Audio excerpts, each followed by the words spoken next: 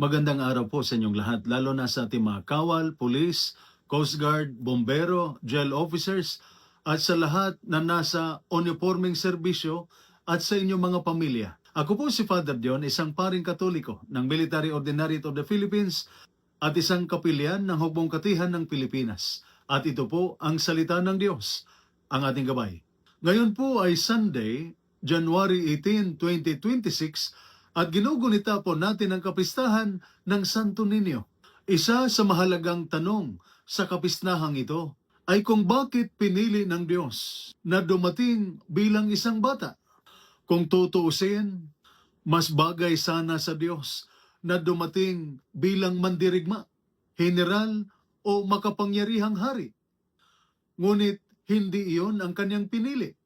Pinili niyang dumating bilang isang bata. Mahina sa paningin ng mundo, malakas sa puso ng Diyos. Ito ang napakahalagang mensahe para sa mga taong araw-araw ay humaharap sa panganib, responsibilidad at sakripisyo. Sabi ng ating unang pagbasa mula sa aklat ni Propeta Isaias, chapter 9, verses 1 to 6, ang bayang naglalakad sa kadiliman ay nakakita ng dakilang liwanag. Para sa mga nasa serbisyo, ang kadiliman ay totoo. Night duty, operasyon na may panganib, rescue sa gitna ng bagyo, sunog, krimen, riot, gulo, kulungan, checkpoint, karagatan at komunidad. At paano dumating ang liwanag? Isang sanggol ang isinilang para sa atin. Ibig sabihin, hindi sumigaw ang Diyos mula sa langit para iligtas tayo. Pumasok siya mismo sa panganib. Kasama natin. Ang Santo Niño ang paalala sa inyo.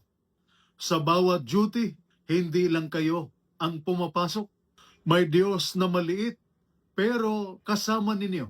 Tinawag siya na kahangahangang tagapayo.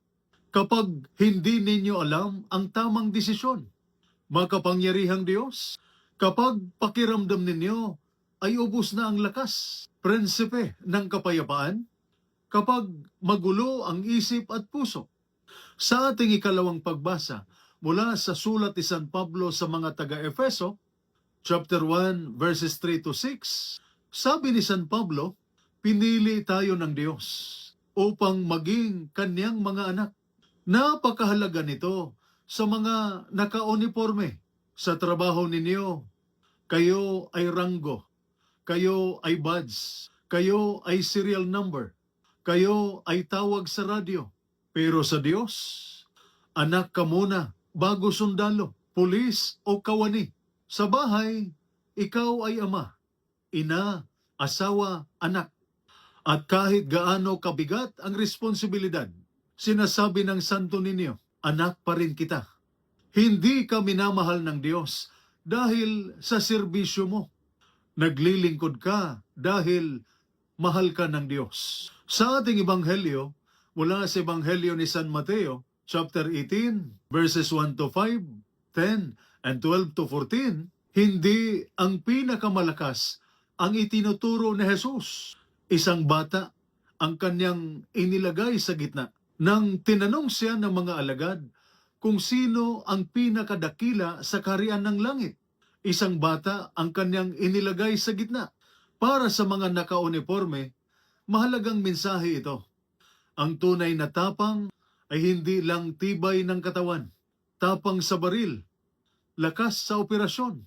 Ang tunay na tapang ay marunong magtiwala sa Diyos, marunong umiyak kapag pagod na, marunong humingi ng tulong, marunong bumalik sa pamilya at magpahinga.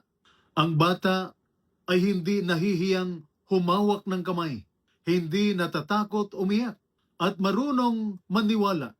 Ang Santo Niño ang nagsasabi, hindi ka mahina dahil napapagod ka, tao ka. Para sa mga asawa at anak, ang Santo Niño ang kaibigan ninyo sa paghihintay. Kapag matagal umuwi ang mahal sa buhay, may balita ng gulo o sakuna, may takot na hindi masabi, ang Santo Niño ay parang batang nagsasabing, kasama ko ang tatay mo, kasama ko ang nanay mo, hindi kayo nag-iisa. Mga kapatid, pinili ng Diyos ang pagiging maliit para ipaalala sa atin ang tunay na lakas ay may kasamang kababaang loob. Para sa mga nasa uniforme, magiging matatag sa tungkulin, maging mahinahon sa loob, maging mapagpakumbaba sa Diyos. Kung ang Diyos ay naging bata para sa atin, walang laban, takot, o pagod na hindi niya mauunawaan. Viva Señor Santo Niño! Manalangin tayo.